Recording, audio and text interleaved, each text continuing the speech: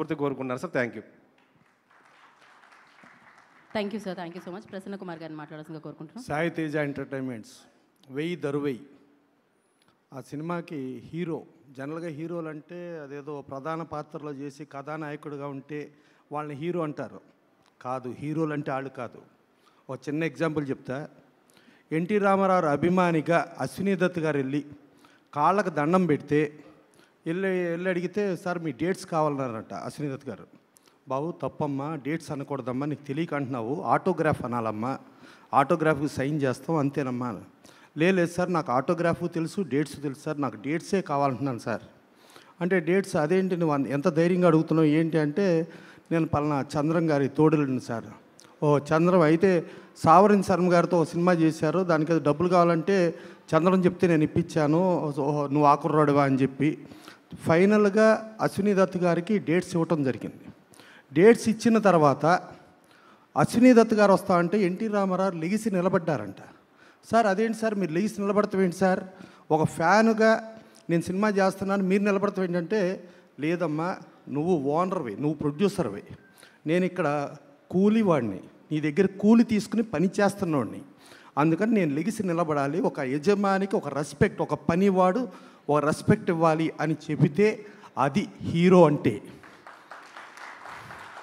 అలాంటి హీరోని ఇక్కడ చూస్తున్నా సాయిరామ్ శంకర్ ఎక్కడ ముందు వరుసలో ఎక్కడ కూర్చుని కనబడలా.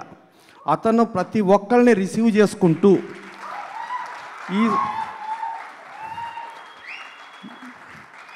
ఈ సినిమాలో నేను హీరో అని కాకుండా నేను మొదటి పనివాడిని, అందరినీ రిసీవ్ చేసుకుని అందరికీ మర్యాద చేసి ఈ సినిమాకి నేను ఇలా చెయ్యాలి అని చెప్పాడే అతను హీరో అంటే.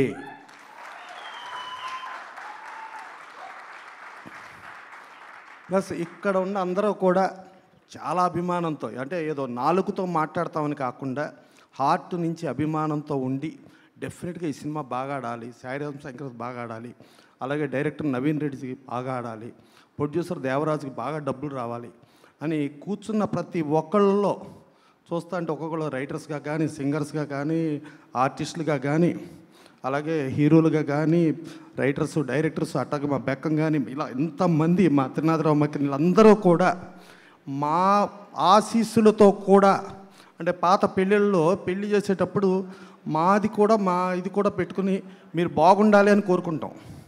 ఇవాళ జరుగుతున్న పెళ్ళిళ్ళలో మళ్ళీ పెళ్లి కొడుకు పెళ్ళికి వేరే రావాలి, పెళ్లి కూతురు పెళ్ళికి వేరే రావాలనే అక్షంతలు వేస్తున్నారు.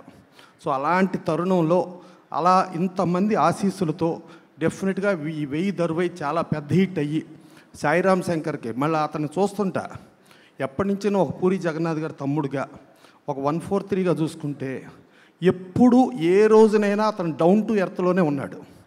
ఏ రోజున అహం యజం అని ఎప్పుడు అతనిలో లేదు. అతను అలాగే ఉన్నాడు, సక్సెస్ అలాగే ఉన్నాడు, ఎప్పుడు అలాగే ఉన్నాడు.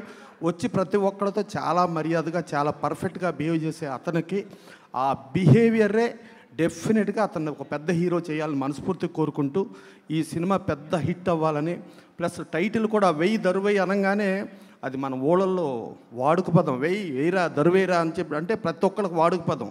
అలాంటి వాడుక పదంతో చేసిన ఏ టైటిల్స్ అయినా డెఫినెట్గా హిట్ అవుద్ది. ఇది హిట్ అయ్యి క్యాస్ట్ అండ్ క్రూకి టెక్నీషియన్స్కి అందరికి ఇది అయ్యి చాలా పెద్ద స్టార్స్గా అందరూ చాలా బిజియెస్ట్గా, ప్లస్ ఇంకోటి ఏంటంటే ఇందాక ఎన్టీ రామారావు సాయిరామ్ శంకర్ చెప్పినట్టుగా హీరోలుగా ఉండాలని కోరుకుంటూ సెలవు తీసుకుంటున్నాను. థ్యాంక్ యూ ప్రసన్న కుమార్ గారు. Thank you so much. Thanks for coming.